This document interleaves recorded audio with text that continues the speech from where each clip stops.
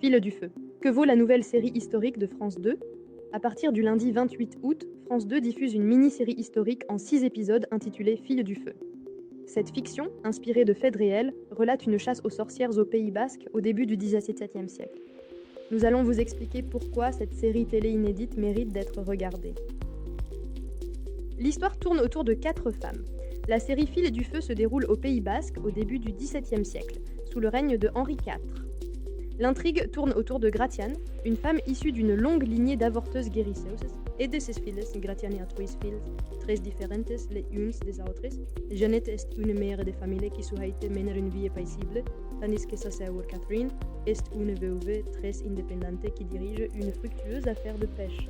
Quant à la petite dernière, Morgie, elle n'est qu'innocence et pureté. Elle raconte une âpre chasse aux sorcières. La vie de ces 4 femmes va être bouleversée par l'arrivée d'un émissaire du roi, le sinistre juge de l'Ancre, envoyé dans la région afin de traquer les sorcières. Cet homme implacable, horrifié par la liberté et le savoir de ces femmes, va mener au Pays Basque l'une des chasses aux sorcières les plus meurtrières de l'histoire de France. Si incroyable que cela puisse paraître aujourd'hui, l'intrigue de la série Fil du feu s'inspire de faits réels, ce qui la rend d'autant plus terrifiante et captivante. Pour retracer les faits qui se sont déroulés en 509, cette fiction a été tournée dans la région même où cette chasse aux sorcières a eu lieu. Le tournage s'est tenu à la fin de l'année 2022 en Nouvelle-Aquitaine, dans les décors naturels du Pays Basque ainsi que dans le château de Cazeneuve. Ce château situé à Préchac en Gironde était l'écrin parfait pour cette série télé puisqu'il date du XVIIe siècle et qu'il était l'une des propriétés du roi Henri IV. Elle est portée par des comédiens très investis. Un autre point fort de la série française Fils du feu réside dans son casting.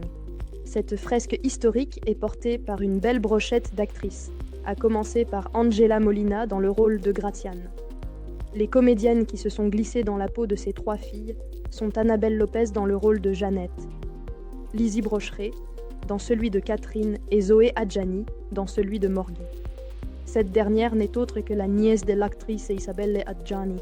Quant à l'acteur Bruno de Brandt, bien connu des téléspectateurs de France Télévisions pour avoir incarné Caïn sur France 2 et Les Voyageurs sur France 3, il est parfait dans le rôle du sinistre et intransigeant Hugues de Lancret.